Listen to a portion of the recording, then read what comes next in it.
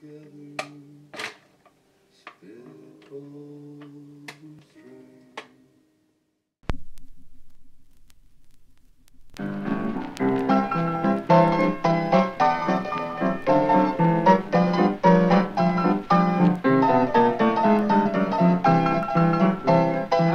Give me a little pianissimo, Professor, please.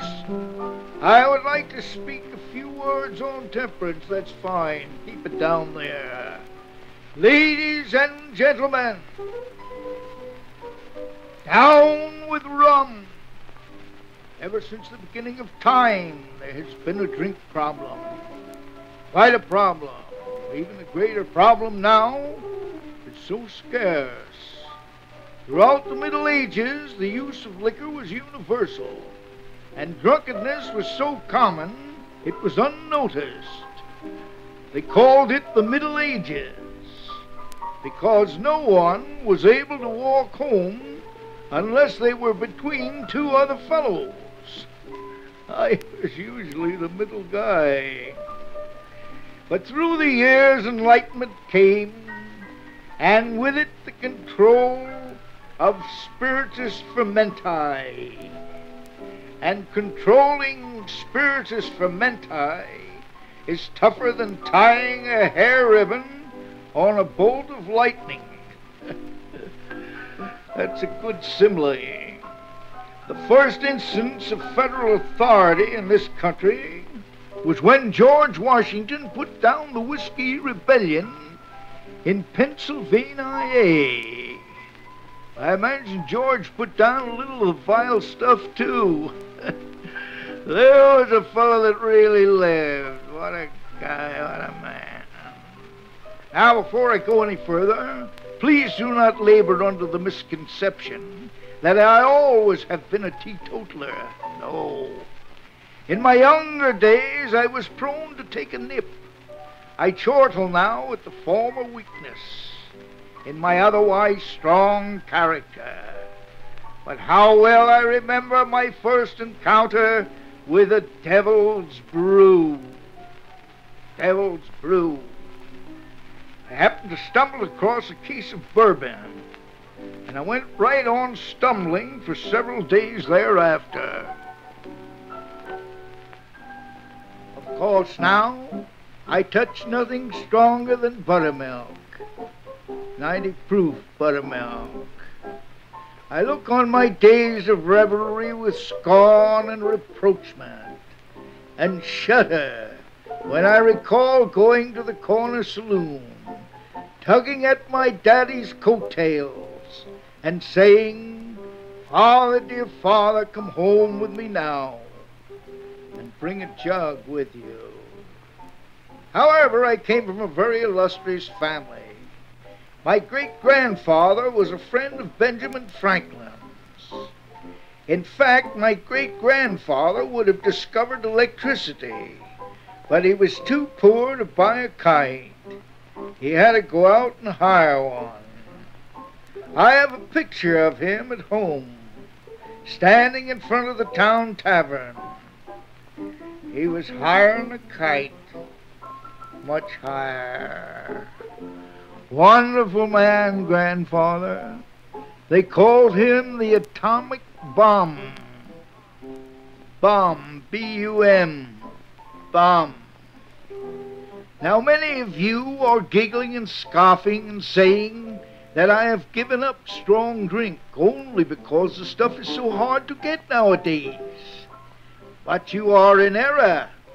My basement is loaded, as I was. Friends, my heart bleeds when I think that right at this moment, throughout our fair land, thousands of misguided souls are hitting the bottle. Yes, they are consuming rivers of highballs, lakes of cocktails, and oceans of distilled damnation. I think I'll slip on my bathing suit. Yes, liquid death and distilled damnation. That's what they are a-swillin' and a-guzzlin'.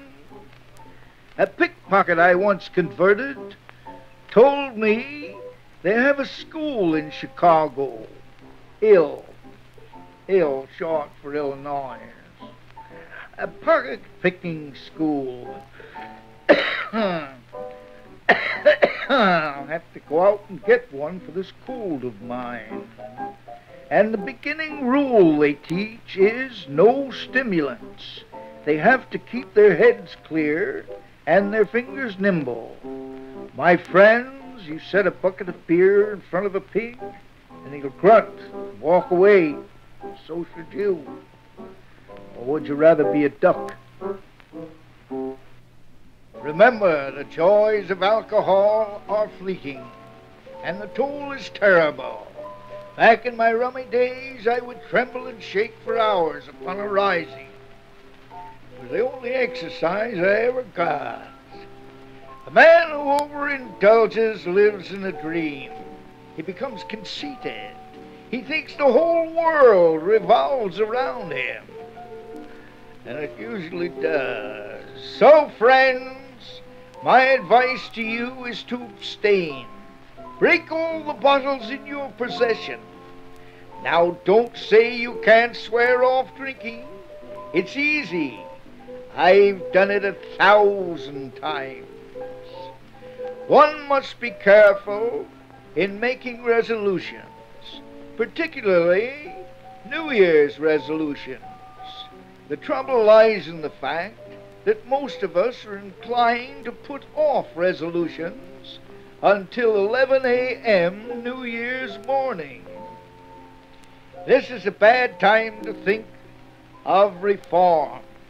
Remorse runs rampant at such times, and we're liable to consign ourselves to all sorts of extravagant penances, such as hieing ourselves to monasteries in Tibet or Afghanistan, or to spending our remaining days in Azusa, Cucamonga, or Lompoc.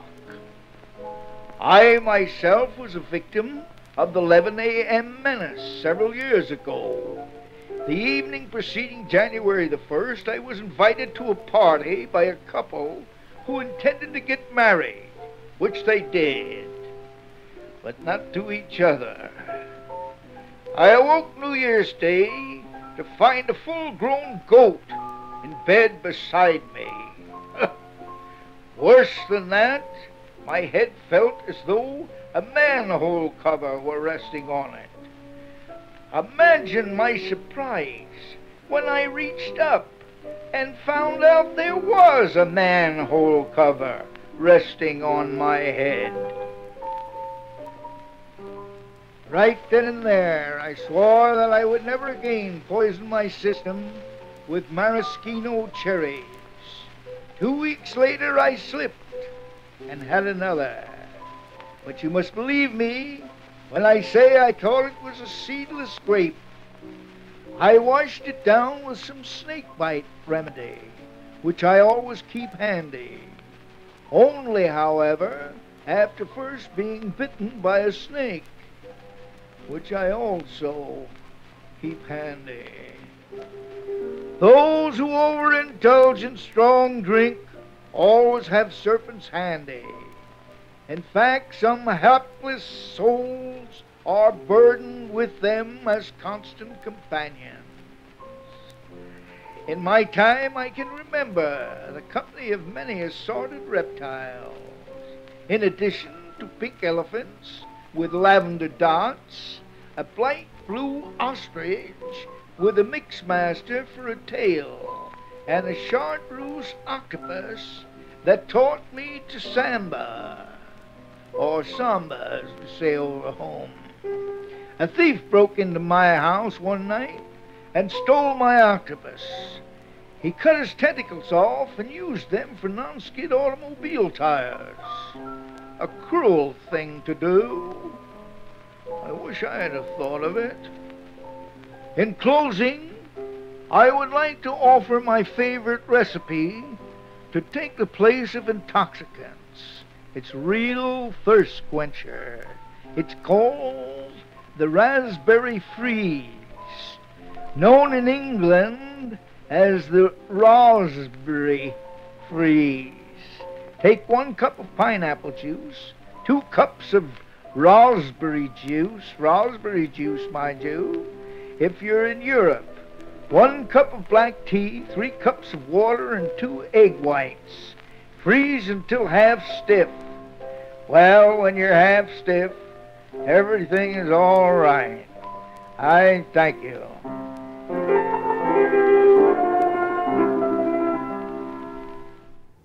Good morning, and welcome to the show.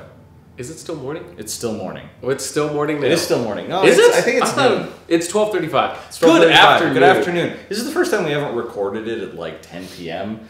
It's a Sunday, which we haven't done before. It's a wonderful Sunday afternoon in sunny California.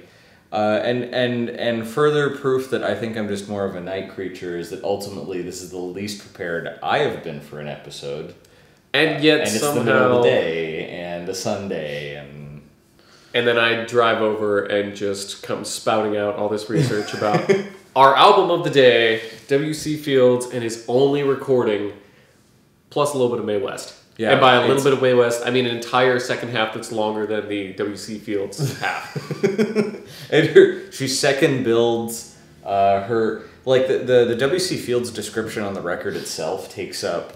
This is actually pretty fun. So, okay, this chunk here, you pull it out, and it's all of this, and then that right there. And then the total of what Mae West has on here is that, and then that little section below the line above the picture of W.C. Fields. Mind you, she is still alive at this point, so there's a lot more emphasis on W.C. Fields being a figure of the past, that they go through his life history and his cinematic work and his radio work and everything. Really just covering everything. Covering everything, I'm sure, with some embellishments. Oh, they used the word beefs on here. How did I not notice that? He had many beefs against studio people in general and directors in particular during his early screen days. Ooh. He was a self-made comedian. He really, according to his life story, which again I have some questions about the accuracy of, he ran away from home at 11. He worked on becoming a juggler for years. Started touring internationally, they say, though they don't actually specify where. He eventually turned to comedy and built a reputation for himself as having a kind of disrespectful yet still very eloquent style about him, and that led to his cinema career and building into radio and all these, kind of just touching across multiple media, a little bit of like vaudeville style to it, and really just kind of becoming an embodiment of a certain persona of America, because you'll see in a lot of, if you watched a lot of cartoons growing up, like from the era, like Looney Tunes and things like that, you hear references to his style of speaking that... Well, he became what drunks sounded like for a while. Exactly. And that style of just kind of rambling and then making really quirky comments and backhanded compliments and things like that. And he himself was a serious drunk. And we have a little bit of back and forth on that. What it is that he didn't start out drinking a lot because he was a juggler. This is like the minute bit of research I did on Wikipedia. But what it was is that he started out, he wasn't a drunk because he was a juggler, because he didn't want it to interfere with this stuff. And I think he started drinking because it was like... He at a certain point he had built this persona, but didn't drink. He built the drunkard and the double innuendo about drinking and not drinking. It's kind of interesting because we're so used to double innuendo as being like sexual, whereas here it's all about drinking, which is kind of cool. Yeah, he was known for lines of... I don't want to promote drunkenness, but still, but this is hilarious. We can promote an image of drunkery. And yes, I just used the word drunkery. I don't know. Yeah. Okay. But his character eventually overtook his own personality. He started drinking because it was a reason to have people come and hang out in his trailer and talk to him or something like that. But it just, yeah, like the studios and everyone pushed this persona of him, and then he pushed the persona himself and sort of just became the embodiment of it, and like he was his own career and his own character was essentially killing him. And it did. It did. 1946. So pretty much, supposedly, the only reason this says it's his only recording because this was done apparently in early 1946 at was it Paul Lee's studio? He was just part of his radio connections, and he managed to get into a recording studio, put these on record, and died later that year. He died on Christmas 1946.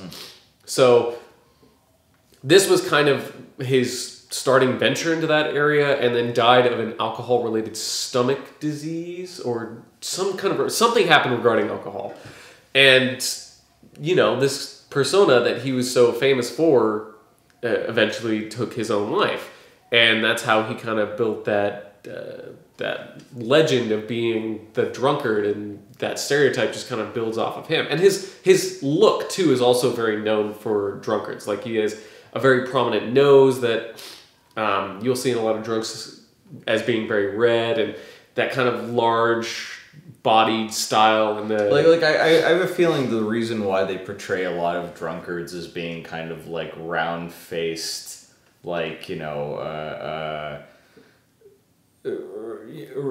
gregarious, round-faced, like speech givers is because of him. Exactly. I don't know.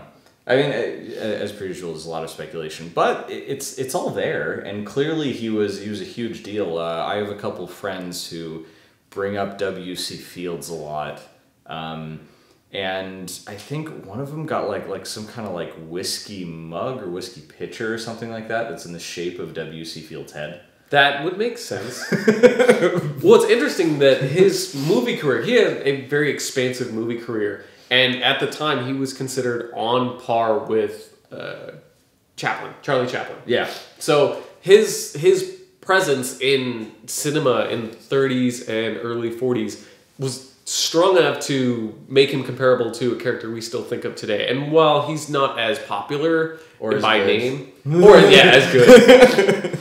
And while he's not really known by name, it's those characterizations that have stuck with early 20th century Americana that we just recognize. We just don't know it as him.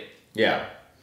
And interestingly enough, comparatively, Mae West, where she's not as well featured in the description of this album, is known as an early 20th century sex symbol. She was in a number of movies revolving around double entendres, there again, about sex, and she was an early vaudeville and burlesque performer, and she just built a career for herself around that. And it wasn't until, I think you said she was in her 40s that she started actually being in film. She was almost 40 that she started being in movies. Okay. But that's still for her to enter basically as a sex symbol. Although she kind of had been, I think, in vaudeville and in theater. She had written this play that was called Sex. Yes, just Sex. It was just called Sex, and she was arrested for it and had to serve like 10 days in jail, but she like dined with like the warden's husband. That would be an interesting story.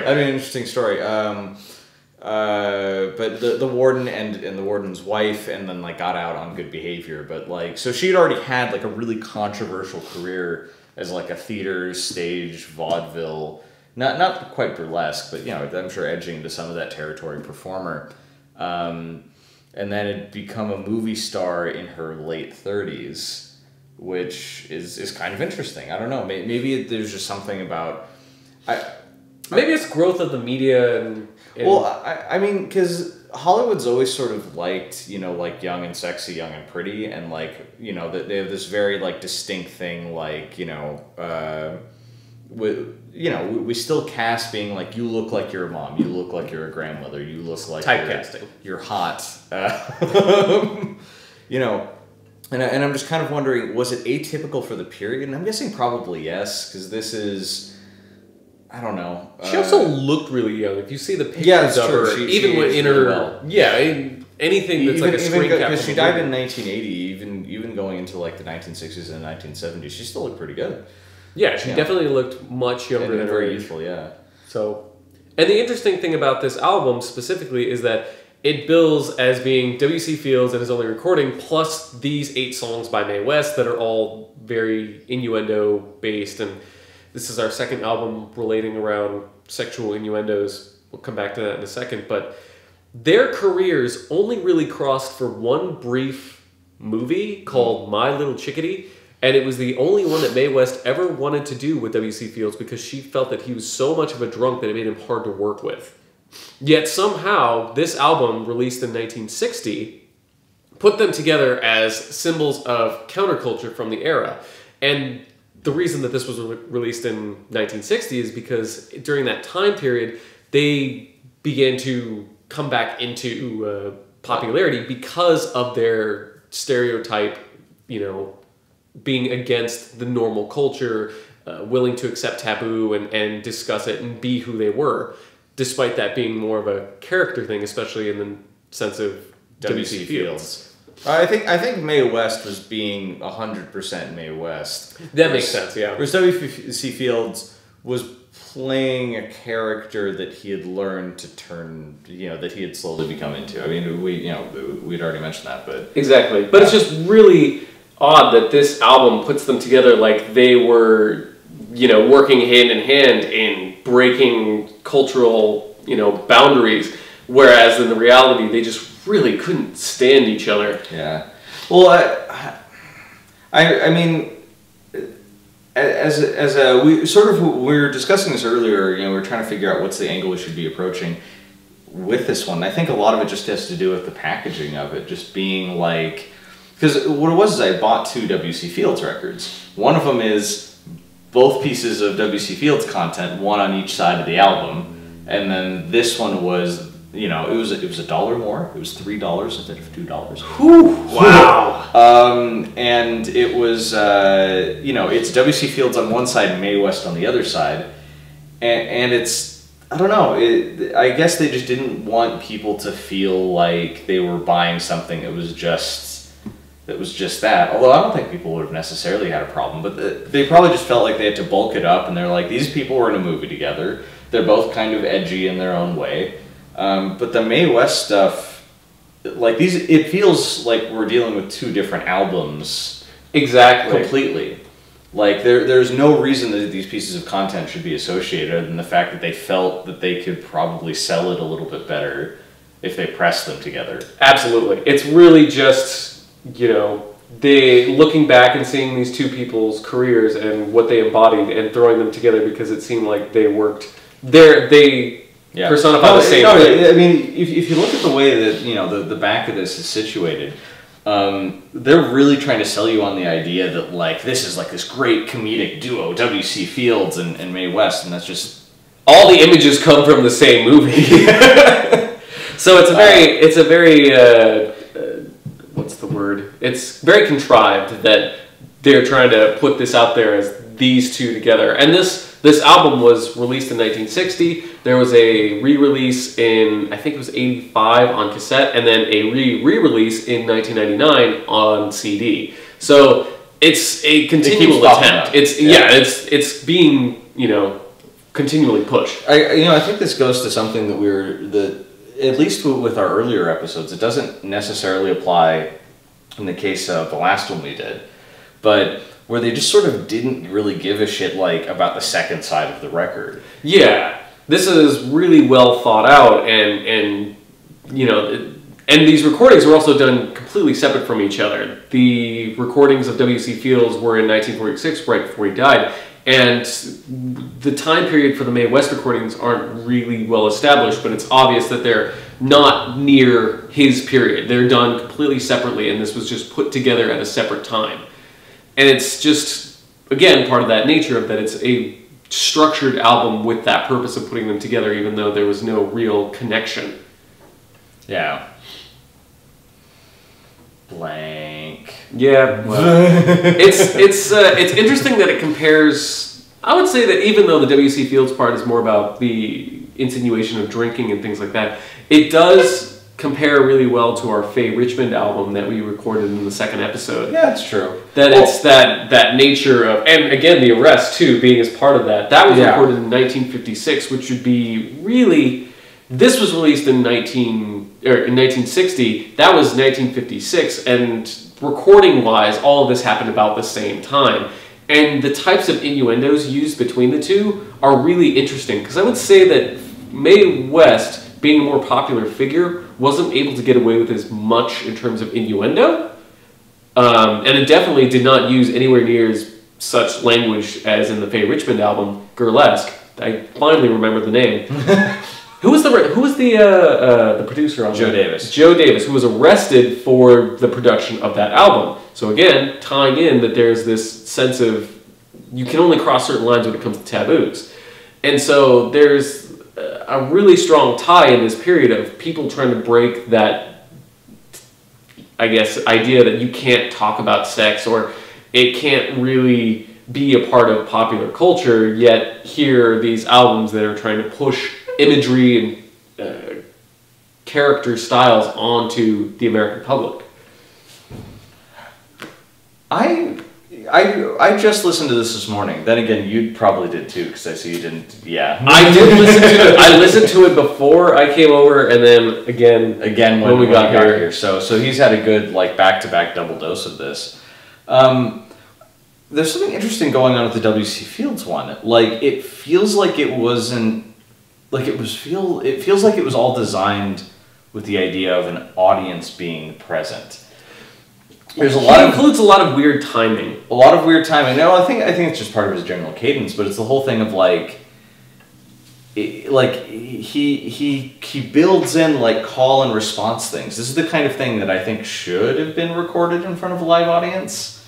Maybe, I don't know, maybe they just didn't care as much, but Well, again, too, this is his only recording. That may have been just testing, using recording and trying to figure out how he feels about that. Because he'd been on radio, but to be in a studio and just working with that kind of equipment in that place where you're just going to have a record come out of it and not just broadcasting, he may have, if he had lived any longer, there may have been a whole stretch of albums of him recording in front of live audiences or just in studio and getting used to it. So it's kind of just cut this part short. We should probably look this up, when we have the break in a bit. But I'm just kind of wondering if they found any other sort of live recordings of him performing or anything like that.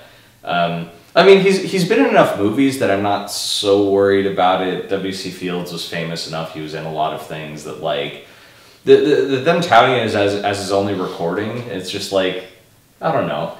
Is only studio recording that's not being done on film and not part of a bigger series of something else. Right. It's really it's a marketing ploy. That's about what it comes down to. The other W.C. Fields record I have doesn't say his only recording.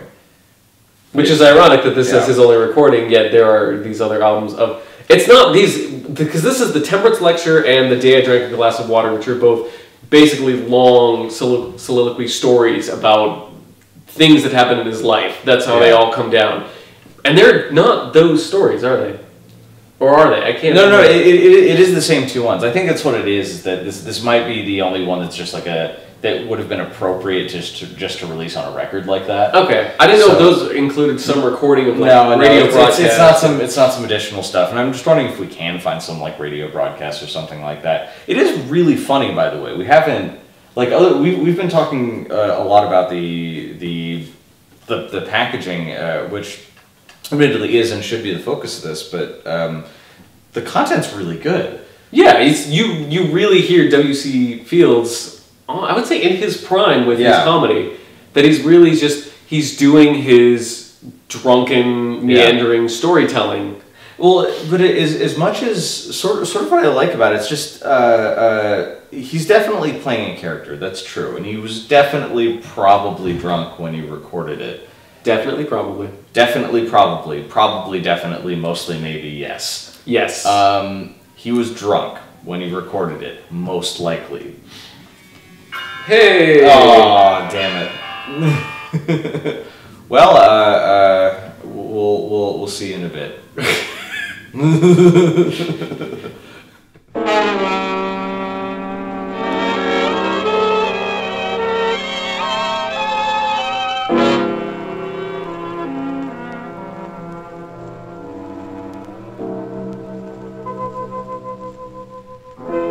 I believe that everyone in life should have a mission. Making people happy is the height of my ambition. And when I get them happy, well, they stay in that condition. I have a system all my own. I got a lot of what I got. And what I got's all mine. And I'll assure you, I can cure you if you're feeling blue. Come up and see me sometime. I got a flat where you can hang your hat. I got a brand new line. Maybe you would like me to explain it all to you. Come up and see me sometime. Come up tonight. I think the papers said the moon will be bright. They should have had it in the columns and all letters that tall that you'll be falling for me. 'Cause I'm free and you appeal to me. How could it be a crime if you don't get my number? Well, my number's in the book. Come up and see me sometime.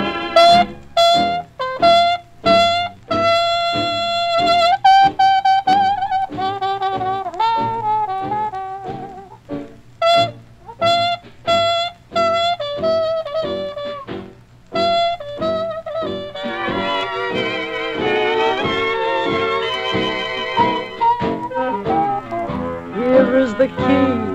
The room is 503. It's not so far to climb. You know the spider's invitation to the fly. Come up and see me sometime. Anytime. The sooner the better.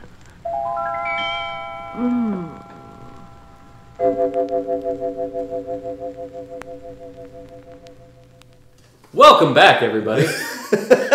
This is our third take at beginning. But yeah, so what was I saying before the cut? We were talking about opinions. I was saying I actually had something of an opinion, or we were going to talk about the content. Specifically, the W.C. Fields stuff is really, really good. And I did a little bit of research during the break, and from what I can tell, there really isn't any other recording like this. Which is why it keeps being repressed and re-released. It's the same two things. The temperance lecture and the day I drank a glass of water. I think of all the pieces, the day I drank a glass of water is the most that feels like a radio recording bit, because there's actually it has other characters. Well, it's people are trying to interview him to get that story of like, oh, what about the day you drank a glass of water? And then even in the story, like the bartender in the story who gives him the glass of water, and there's like, this detail, knows he's W.C. Hey, aren't you W.C. Fields? No autographs, please.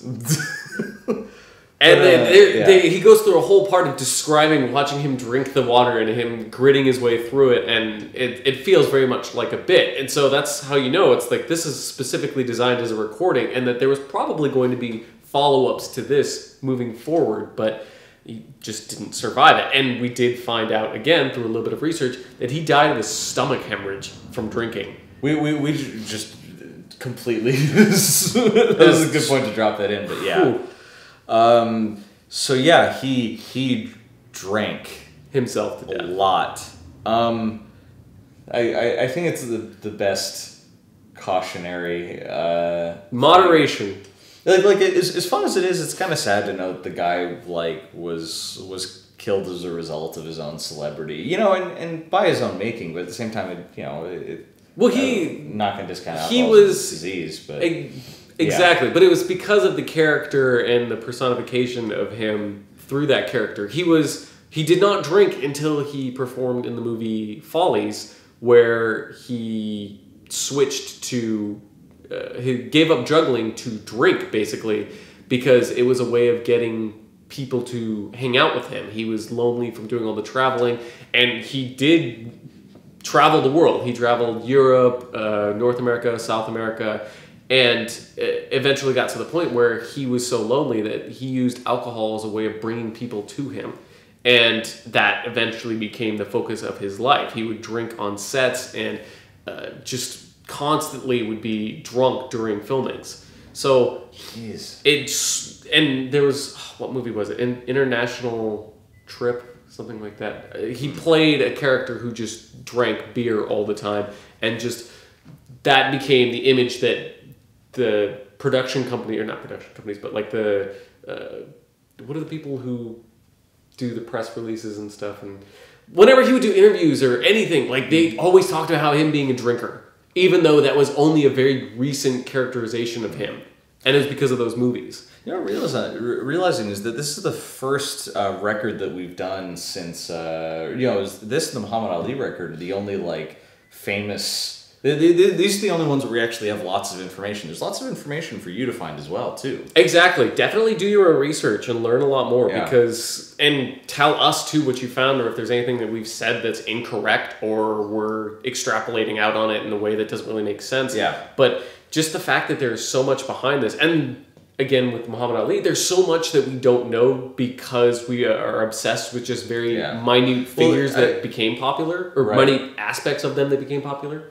Right. I mean, at least with this, like, there's a lot more to mine from, and I think it's almost our problem too. Is just like we have to be so focused with it. But 44 minutes can only get you so 44 much. minutes can only get you so much. But no, I like the persona of the drunk that he builds here, because he's very he's slurred, but his speech is still his vocabulary is really deep and interesting, and the idea being that he's supposed to be this worldly, well-educated, but at the same time a boozy bar drunk. I enjoy this kind of a character. He's offensive to the upper class kinds of ideals he resides within. He's too high up on the scale to be, or it's interesting. He presents himself as a high society character who's more relatable to people who are not high society because of that boozy persona. He's almost, I would even say he's a proletarian hero. He's a man of the people while not being a man of the people. Well, because he's wearing, he's got the robber baron kind of top hat, and dresses well, and but it's just slovenly enough. It's just sloppy enough that it's kind of it's a parody of. He's almost like the working man's Arthur. Because Arthur being, a drunk, a high-class drunk who had to learn to be civilized, he's more a high-class... I wonder how much influence this had on Arthur. It's very, very possible. Very plausible. By the way, if you guys haven't seen Arthur, go out and watch that movie. Not the original. Watch the original, not the remake. Though I'm sure it's okay. Well, I mean, it's just the problem is Russell Brand. It's Russell Brand, but they tried to make it a bit too much of a goofy comedy. Not that the original movie isn't, but at the end of the day, you actually give a shit about Arthur and everything he's going through. Yeah, it's a much more intelligent movie than the remake. You know what? I think it's a good jumping off point. Boozy characters in movies and stuff. I don't know. It's one of those things where on some level. I hate to be that person who's just we have to be cautious about the kinds of images we present in media because of the way we consume things, but it's just I kind of like boozy characters, but at the same time, you look at like real life examples like W.C. Fields, who, you know, became a drunkard in order to like help modify this persona, and musicians like Shane MacGowan from the Pogues. So I'm sure just drank a shitload anyway because he had a lot of fucking problems, but you know, is now just so plastered all the time that he can barely, you know, speak coherently. Though he's still alive somehow. I don't know. But I think it's an interesting concept that, like, we look at. I wouldn't even necessarily gain pleasure from the self-destructive element of it on some level. And it's not just drinking too. Like, there's a lot of personified characters that have to do with overuse of something. Like, there's the stoner character, and there's the general drug addict, and I think there's also something to like the lovable drunk. Like, you see it in a lot of different characters, or you see people overcome that, or because of it, despite it, they're able to accomplish something. And that has a lot to say about the way we view this kind of persona in popular media. And we talk a lot about, in reality, don't do these things or don't be these things, but we still use them cinematically in a way that doesn't fit with that image of or not our image, but that message that we're trying to tell people. And what I think's really interesting is that Mae West, you know, jumping back into it, I'm beginning to understand something really interesting about the contradiction here. Whereas W.C. Fields is a likable character, is essentially like a dishonest like construction, whereas Mae West's character is this amplification of a very real kind of a thing that was very her, and it was very true to her and her ideals and herself. Very hypersexualized. Very hypersexualized, but very in control, and but that's the thing, is that like W.C. Fields plays, you know, so much of that trope that maybe even comes from him of like the lovable drunkard, whereas Mae West is such a self-defined character in this. And you were, during the break, making a comparison to the Burlesque album, which I referenced a little bit, but you actually had a lot stronger point about why it wasn't a viable comparison. Well, and not necessarily why it wasn't a viable comparison, but we're talking about two different ideals of how to, you know, like work with double entendre and innuendo and the kinds of things that were going on. What's going on with the Burlesque and the whole Faye Richmond, Joe Davis thing that they were doing is those things almost exist more in the realm of like nightclubs and like, you know, like everyone's getting hammered and, you know, like singing dirty songs and like a, you know, a dark club where nobody's going to judge them. It almost fits more to like the W.C. Fields side of it. It's a contrived, you know, planned image that they're just trying to produce and put out there. And the fact that all of those are stories. Like, the only thing on there, which is a track we didn't play, actually, which was your favorite, which was It's Smart to Be Smutty off of Burlesque. Yes. It's the only thing that sort of compares to this Mae West thing. Whereas the Mae West thing, you know, going through the tracks, a lot of it seems to be built around her and her persona. A couple of them are story-based, but they don't seem to be as story-driven as they are idea-driven. You know, like writing songs about, like, you know, you can be all this, but, you know, I'm here for the money, and just like being like, yeah, whatever, judge me. It is what it is. Like that's her whole thing. Is that the one represents the like, oh, let's do a dirty thing in private, whereas this is an open affront to people's values and ideas of what a woman should be, how a woman should act. You know, people saying, you know. You know, that's why I really like, you know, I don't even remember which track it was. Is it My Man Friday that she's talking about, or Pardon Me for Loving and Running? I think it was Pardon Me for Loving and Running you liked. But I love that whole thing of just like, these are the things you say that are bad about like women, or these kinds of women, or this type of women. And it's just like, I am this kind of woman, you know, deal with it. Yeah, it's so aggressive, and that's really cool. Yeah, no, I really You get that same thing with in the last track, Come Up and See Me. Come Up and See Me. There's the line, this is the line. She refers to the, like something like the spider said to the fly, which if you ever know the spider and the fly, it's a story about a spider that continuously tries to get a fly up into, his den or his lair, and then, or web, or whatever it is. And uses the line, but saying it's about entrapment, and like don't trust people, whereas she's saying it's just like I'm telling you right now, this is a trap for my own personal benefit. You do with it what you want. I love it so much. I think I'm coming off of this with this kind of like, I appreciate more like the construction of like the W.C. Fields character and seeing the origins of like a lot of characters in movies that I kind of like, whether or not that's really problematic. And then this depiction of this thing that like, I don't, there were always sorts of like female characters like this, but it's just a lot of people trying to appropriate the empowered, sexualized, self-sexualized female character, but most of those characters still being written by men and controlled by men and things like that. Exactly. And I would even say that the Burlesque album would be influenced by Mae West's character through her movies and everything. Even though this album came out after, there's definitely an influence of her persona at the time.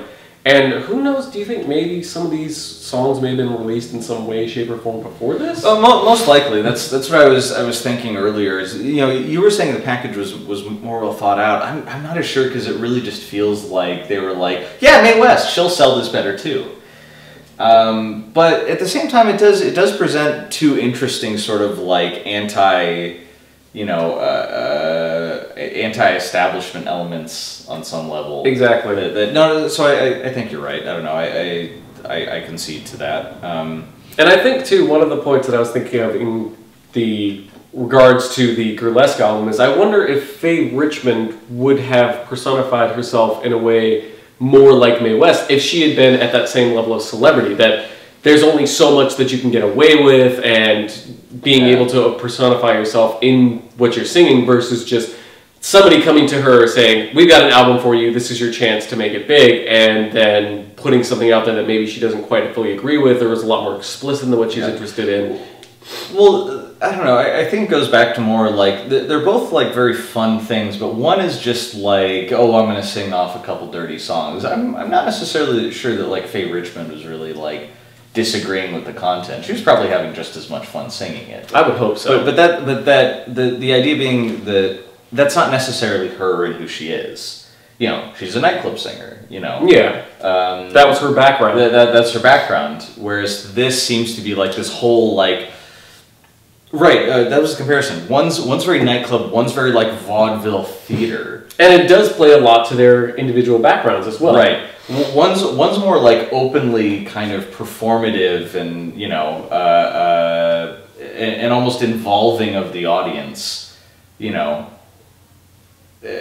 allowing a certain amount of self-identification, whereas the more like kind of like you were saying, like, oh, this is a good comparison, because you were saying that like what makes the Burlesque album sort of work on its own is that it's very like it's up front, but it's just like, here's this thing, it's about a dick.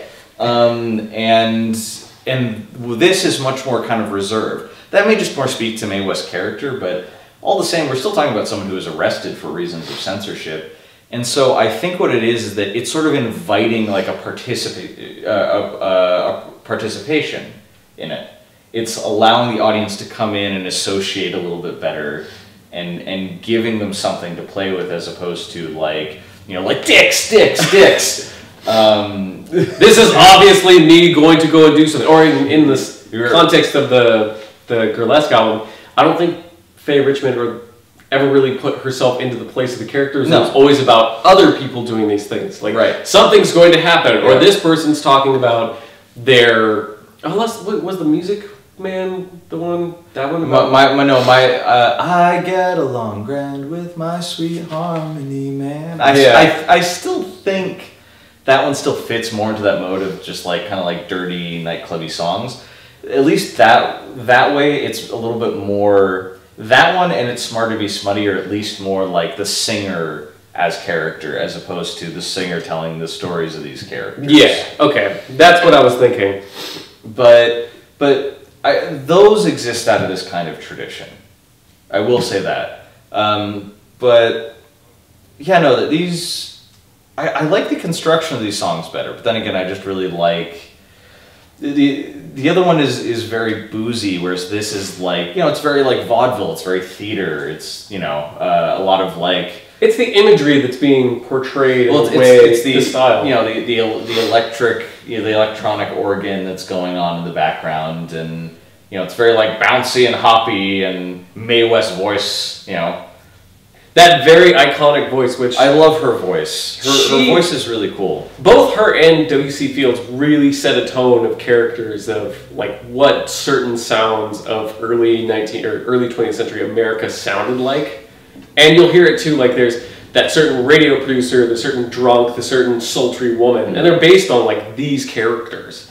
And it's really interesting to hear like their portrayals. And even Mae West between the tracks does certain kinds of more forceful sultriness versus just something that just sounds more like she's just singing. And it's just those characters have lasted for decades now, and we'll see for how much longer. I'm really seeing how these play together a little bit better now. I was sort of unsure. Admittedly, a lot of the reason why I'm still sort of back and forth in my response to this is because like I really did listen to this immediately before we went into it. So you're still processing. I'm still what processing is this going on? Like I can't drop that cynicism I have of just being like, this really feels like they just kind of went like, this will get the people to buy the record a little bit more. But yeah, Natural. This is all very just natural. There was never a jump cut. Don't worry about it. It flows.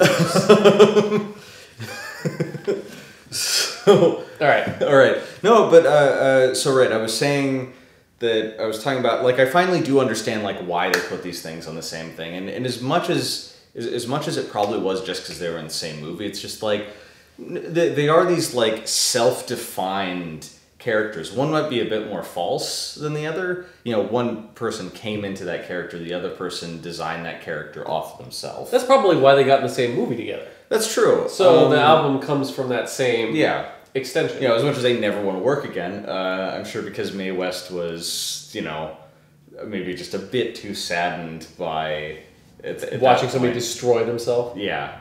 I don't know. It is really sad to learn that like he died like in such a horrible an intense way, but I don't know.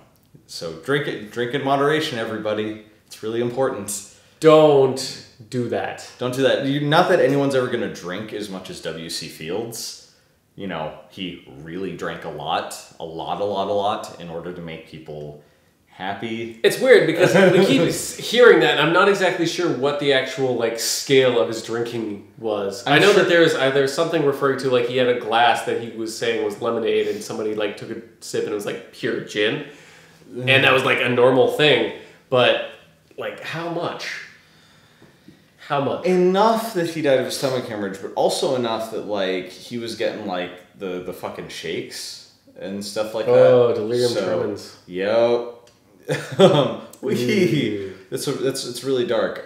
Mae West is great though. Oh yeah. No huge problems there. Totally fine. Being arrested for other people's attitudes about stuff while really shitty, at least presents like, oh, this is someone who stood up for like an ideology and was, aggressive about a certain thing. Didn't want to call herself a feminist, but huge supporter of women's lib, early supporter of gay rights. Overall cool person. But the thing we can take away from this is that self-defined characters, but one of them is one that like we just like to laugh at and is funny and sort of plays our clown.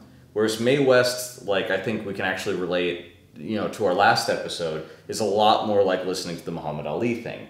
You actually feel good coming out of it for yourself because you gain some level of that empowerment from listening to it. So you have one character who's very facetious and one character very profound. Yes.